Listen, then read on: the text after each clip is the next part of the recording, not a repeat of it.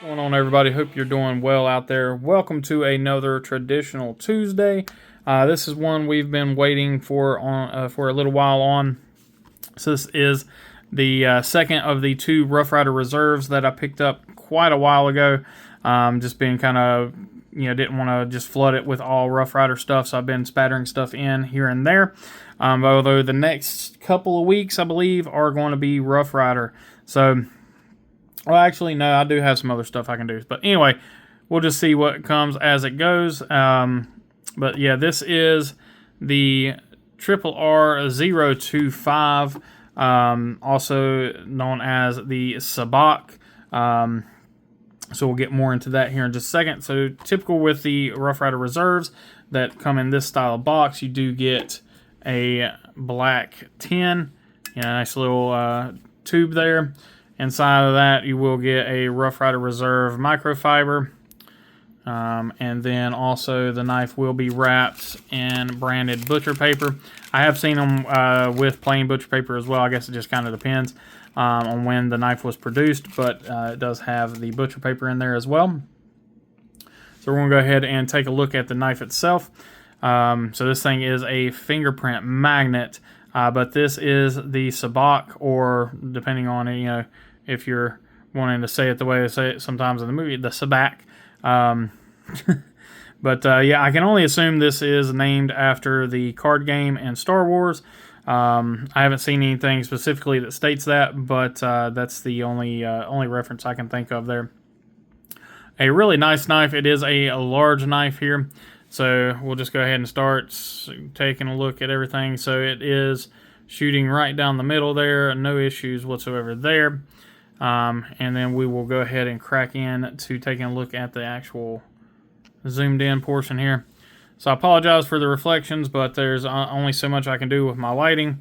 I hopefully will have some better lighting systems soon, but this is the only way I can get enough light for you guys to be able to see everything as close as I like to have it here. But you do have stainless bolsters, and then nickel silver pins and shield. You have the Rough Rider bomb shield there. Again, nickel silver pins. All these are super duper flush. You do also have a nickel silver inlay there as well, separating the, I think they call it brandy micarta with the black micarta.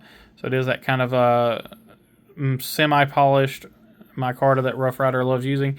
Again, your bottom bolsters are that same stainless steel. Really great milling. Everything is done very well. No proud pins, no proud anything. On the back side, you do have brass liners. Again, your back spring is perfect. No issues with anything sticking up. Excuse me, no issues with anything sticking up. No gapping. No rough edges. Trying to get this to focus in here. I apologize. I don't know why it's having issues today. Let's see. Let me pause and try something real quick. Alright. So it looks like I had a little bit of stuff on the lens. Perhaps, I don't know. Anyway, like I said, everything looks really nice there. Everything looks good as far as gapping is concerned. There's no rough spots or anything like that. Everything looks good there. On this side, same deal. I have had this knife out of the packaging a little bit. I got to play with it a little bit. So I haven't noticed anything. Like I said, everything is just done really well on this. Price on these as of right now, I believe they are in the mid 40s. They were in the mid 40s when I bought them, when I bought it as well. So I believe that is the standard price for these things, even though it states it's on sale. Unless it's just been lucky, and both times I looked at the price, it was on sale. But both times they have been listed at I think $43 or $45. Blade steel is D2, and you do have a lot of D2 here. So this is a clip point with a swedge. Got a nice satin blade. So you can see that there. Match strike pull. There's your Rough Rider branding on this side of the blade. Other side here, you've got the model number, D2, and then of course China. Now this one does look like it has a little bit of blemish right there. I can't tell if that's just staining on the blade or what, but we do have just a little bit of blemish there, nothing crazy. There you can see maybe a little bit more slight staining right in here. perhaps. We'll go through here.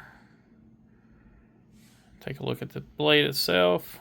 Edge looks to be pretty symmetrical. Don't have a whole lot of sharpening choil there, if anything, but there is a slight bit because the plunge grab's pretty quick there. So do have just a hair of sharpening choil there. And then on this side, blade looks to be symmetrical as well. Take a look at her tip there. Get the focus. There we go. So it looks like her tip does favor one side. It does favor, as I'm sitting here looking at it, favors the left a little bit. So let's take a look at that closer. Here I'm looking at the tip. So we can see that there. Yeah, so you can see you've got a little more of a shoulder here on this grind than you do on this side. So it just comes up a little further up the tip here. So you got a little bit, it comes up to about right yonder. And then on this side, yeah, you see it there. So that's what makes your tip look a little off. But it is not bent or anything like that. It's just a little bit of an off grind. Shouldn't affect performance or anything like that. And typically when you put your own edges on a knife, especially if you use a fixed angle system, you're going to not really follow those factory grinds much anyway. So let's go ahead and take a look at the whole blade. So like I said, this is a fairly large knife. Looking at a 4.5 inch blade, 5 1/4 on the handle.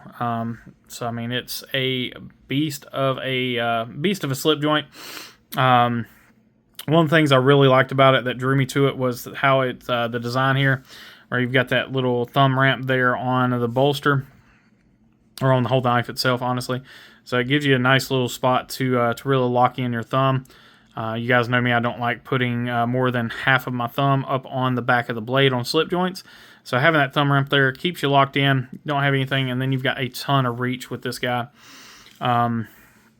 Again, looking at your bolster, looking at your liners, everything is nice and flush going through there. Let's go ahead and look at that close up. We didn't look at that yet. So taking a look here, all your finish work looks really good, even down on the inside there. Finish work looks great. This is something I'm going to start looking at more in depth. Because if you can hide something, you're going to hide it down in there. But again, this with the lighting, you can see there it looks to be pretty good. So don't really see any issues there whatsoever. Looks like we have a little piece there. Let's see if we can get that to focus. So we do have a little nick out of the back side of the micarta. Outside of that, I think that's literally the only real flaw I see. Maybe another one right there. And guys, these things are actually even really hard to see with the naked eye, but zoomed in like this, you can really catch flaws that you wouldn't normally see. But yeah, so let's talk about the action of the knife here. So it's pretty good. It's got pretty decent walk and talk on it. It is a big blade, so you're able to get further out. But even then, the spring tension is pretty decent. You can one hand close it, so the half stop is confident enough to be able to do that. Just a fun little blade. You got plenty of room to pinch onto the blade to open it. You can use the nail nick if you wanted to. I don't know why you would, but you can if you need to. Yeah, I think, like I said, as far as I know, if I'm not mistaken, this thing is named after the card game in Star Wars. I'm not sure why. I'm sure somebody will tell me in the comment section as to what's going on with that. What's the significance of this blade shape potentially? I don't know. I just thought it was a really cool looking blade. I love these big slip joints. This is definitely one I would like to have like in a clip slip or something like that. Even just in a slip in general, just because that's a lot of blade just to be bouncing around in your pocket. But you could definitely have no issues putting that to work. It's a fairly light blade. I think it's right at 4 ounces, 4.2 ounces. Let's see. So let's see where we're at. Yeah, 4 ounces, 3.9 ounces. So you might as well say 4 ounces. So for having a 4.5 inch blade, and 4-ounce knife. That's not too shabby whatsoever. I think overall, let's just make sure we're looking at the right. Yeah, so overall, it's just a shade over 9 3/4. The blade is just a hair over 4.5. I mean, I'm talking just a hair over. Cutting edge is 4 1/4, give or take. But yeah, we're right at 9 3/4 inch on that overall length. So again, pretty fun little knife. Little knife, pretty fun big knife. This one's probably going to end up going to my son. He seems to really like it, so he's been kind of drooling over it ever since he heard I'd bought it. So he's just been patiently waiting for me to open it and do the review or overview on it. So he's ecstatic that it's finally getting done, and he can finally have his knife. So even though he doesn't know it's his knife, although he's probably listening to me now. Anyway, I'm going to end this here because it is midnight as I'm filming this, and this video has to be uploaded in 5.5 hours because I forgot I did not have any traditional Tuesday videos ready to go.